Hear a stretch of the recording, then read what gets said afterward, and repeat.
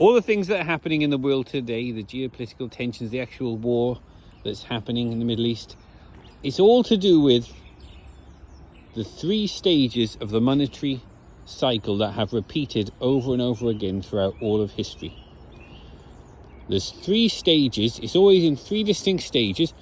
After the 3rd stage, when gold and silver revalue up to account for all the banknotes that have been added to supply, there's always chaos. In several attempts to rejigger the system, chaos, and they have to go back to stage 1. They have to. The only way to get stability and get confidence in new banknotes is to have them convertible for gold and silver.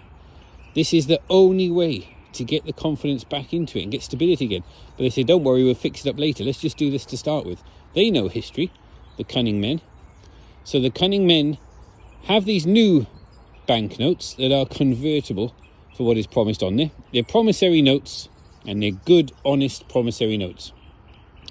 They cannot create more of these promissory notes than they have gold and silver to convert them for, if they are honest.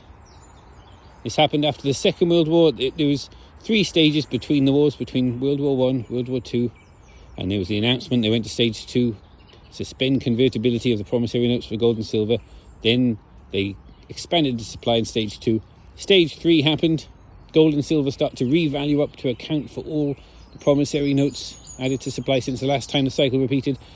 And then it's chaos. World War II happened. The 1940s was absolutely horrific times on the world scene. After the chaos of World War II, they went back to stage 1. Bretton Woods system.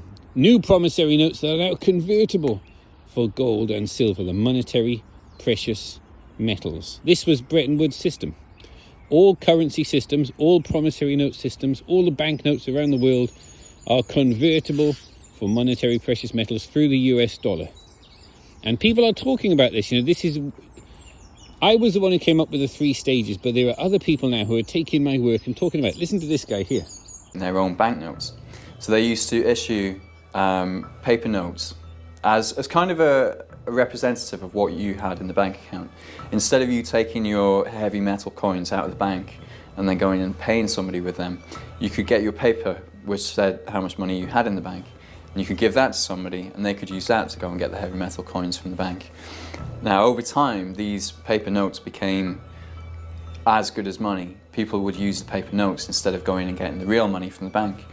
And obviously as soon as the banks realized that what they were creating had become, the dominant type of money in the economy, they realized that by creating more of it, they could generate profits. They can just print up some new notes, lend it, and get the interest on top of that. And they did that. He's talking about their stage 1, where promissory notes or paper notes that are convertible for the monetary precious metal. And then over time, people get confidence in the banknotes, the promissory notes. They're more convenient than using the monetary precious metal. They hardly ever go and convert them for what is promised on there. And the bank realizes we can actually expand the supply of promissory notes out of thin air. As long as not everybody at the same time all come and demand what is promised on there, the monetary precious metal. If not everyone does that, we can get away with it. And they double the supply of promissory notes. Hey, this is good. They times it by 10. They times it by 100. And then they go to stage 2, just in case there's a big mass run of everyone wanting to swap their promissory notes for what's promised on there. Just forget about that. Just forget about it. Let's go to stage 2. Suspend convertibility of the promissory notes for what is promised on there. Converting them from monetary precious metal. Weight of monetary precious metal. Pounds and ounces of monetary precious metal. Gold and silver. What happens next is they expand the supply to infinity and confuse the masses about what is promissory notes, what is cash, what is money. Only gold and silver are money. Promissory notes are just currency. And then that happened. They went from 1971, they went to stage 2, suspend convertibility of the promissory notes for what is promised on there, expand the supply. For decades now, here we are, 2026, we've passed stage 2. Stage 3 started in 2025. When gold and silver started their accounting of all the promissory notes. added to supply since the last time the cycle repeated. What happens next? Every time this cycle is repeated, the promissory notes expand exponentially all around the world. That's happening. Trillions and trillions. It's actually quadrillions of promissory notes, both paper and digital. And the supply is expanding exponentially. Gold and silver have started to do an accounting for all these promissory notes. Gold and silver are going to revalue up to account for all the promissory notes.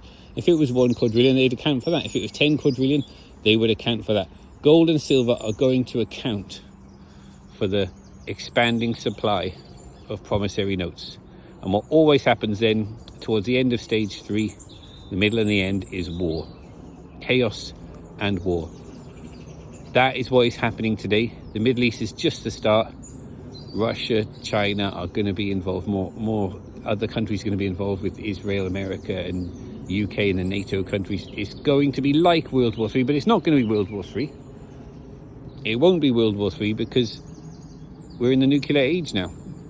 You might get 1 or 2 tactical nuclear, maybe there will be nuclear tactical nukes used, but you're not going to get full all-out nuclear war. And if there was, we don't have to worry because we'll all be dead, so don't worry about it. Don't spend an ounce of energy worrying about that. I don't think it's going to happen. I think it's going to be something like World War III, which is a continuation of what we've been seeing these last few years with Ukraine, Russia, and now Israel, Iran, and the Middle East conflict. It's going to keep getting worse. It's all to do with stage 3 of the monetary cycle. What we're going to see is gold and silver slowly revalue up. 2026, 2027, you're going to see gold at $10,000s per ounce. Silver will be maybe $1,000 per ounce, and they're going to keep revaluing up from there. Instability, chaos, until something breaks, and they're going to have to announce a collapse of the promissory note systems. The currency systems are all going to collapse. Gold and silver will be made illegal to trade, to hold. They'll try and confiscate them again, as they have done before. And then you're going to get several attempts to rejigger the system with central bank digital currencies. There'll be no confidence in them. But they will have to go back to stage 1 again. They'll have to. A new promissory note system, digital this time around, that is convertible for gold and silver. Once they've done that, is fully backed and convertible for gold and silver, that will have confidence in it. And that's exactly what Sarah John was saying when she answered the question, why does the Bank of England have to hold so much monetary precious metal? And she said, stage 1 of the monetary cycle. Well, gold's been used as money for a long time, but what people found was gold is inconvenient, it's heavy, it's cumbersome. So they take their gold to the goldsmith, the cunning men, they'd issue them with an IOU. And over time, the IOUs became the promissory notes that people are used today as banknotes. Look what she says here. It turned into, okay, the bank needs to hold this much gold. What was the process like? Take me back. So obviously gold's been used for quite a number of years as a form of money. First of all, gold coins themselves. But the problem with gold coins is they're actually quite heavy to carry around. Can't flip it, no. Exactly. So what people started to do was they would take their gold coins to a goldsmith, and the goldsmith would issue them with an IOU. Okay. And over time, people realised that actually using those IOUs to pay for goods and services was actually easier than actually going and getting the gold and lugging it around. Okay. And those IOUs eventually developed into what we now know as banknotes. That's fascinating, isn't it? See this? Just there?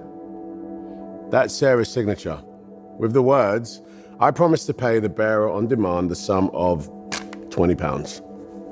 It's just an IOU. Now that it's been admitted that it is just an IOU, that's all it is. It is just an IOU. The questions we should ask is, well, how many IOUs are in supply? How much gold and silver is in supply? And can you convert them? What happens if everyone wanted to convert their £5 note into £5 of monetary precious metal? What happens? Well, there's not enough monetary precious metal. Not enough by far. There's only been 60 billion ounces of silver mined in all of human history. That's about £3 billion, the amount of ounces in a pound. Well, there's a lot more than £3 billion. £3 billion is nothing. How many pounds are in supply? Pounds sterling, both paper and digital? It's actually in the quadrillions. I know officially, you can look at the official figures, M1 money supply, M2, M3, cash in circulation. That is all nonsense. There's far more than that off the books. The cunning men can create billions out of thin air just by typing it in. And in fact, every time someone takes out a loan, you are expanding the supply. And this is what people should concentrate on, is how many pounds are in supply. Can you expand the supply? The answer is yes. This is what I'm getting at. You can expand the supply of pounds sterling by taking out an unsecured personal loan. In my team, we've got experts at doing it for less than 30,000 because that is quite straightforward. Over 30,000, it's not so straightforward, but under 30,000, it is quite easy to create pounds sterling out of thin air with an unsecured personal loan. And once you take out this unsecured personal loan, you create those pounds out of thin air. You do, not the lending institution, you do. The lending institution does not take £30,000 that they had and give it to you. No, that is inaccurate. If you ask them, have the funds been transferred to me from your account to my account? If they say yes, they would be lying, but they don't say that. They say the funds will appear in your account. Once the loan agreement's been agreed to, approved, signed, okay, yes, go ahead. The funds appear in your account out of thin air. Where did they appear from? Nowhere. They just appeared. If there was £1 quadrillion in the supply, now there's £1,030,000. They just appear out of thin air and you expanded the supply by that amount. Who owns those funds? Is it you or the lending institution? It is you. The lending institution doesn't own them. You do. You created them. You expanded the supply. But the lending institution tries to charge you interest on the funds that you just created. But what we do in our team is within the 14 days, the 2-week cooling off period, you can write a nice covering letter I can give you that says quite clearly, thank you very much for the loan. However, I do not want it anymore. I'd like to cancel the loan agreement within the 14-day cooling off period. Please find enclosed full and final payment in cash for the amount. And you write a promissory note. You can see it on the screen here. This one was for £22,000, something like that. And it says, I promise to pay the bearer on demand the sum of £22,000 sterling in the same like manner and form as would be the Bank of England at the time of payment. So this is also cash. Just like the £5 note that's wrapped around it is cash. That is a promissory note. It is cash. It is a temporarily suspended promissory note. We cannot answer the question, how long is it suspended for? How long is temporary? We were told it was temporarily suspended convertibility. That's what yours is. Your note is a temporarily suspended convertibility for what is promised on there. Promissory note. How long is it? When will it have to be paid? We cannot answer that question. Only the Bank of England can, because ours affirms the equivalence to the Bank of England. So when the Bank of England can answer the question how they will fulfill the promise on their £5 note that's wrapped around there, once that promise has been fulfilled, we will fulfill ours in the same way, in the exact same way at the time of payment. They might change it in the future, but we're talking about at the time of payment now, when you pay it. And that is a promissory note. They won't like it. You're going to go through several stages of resistance. I've got a lot of experience now dealing with it. I can help you. Please send me an email. Email's in the description below.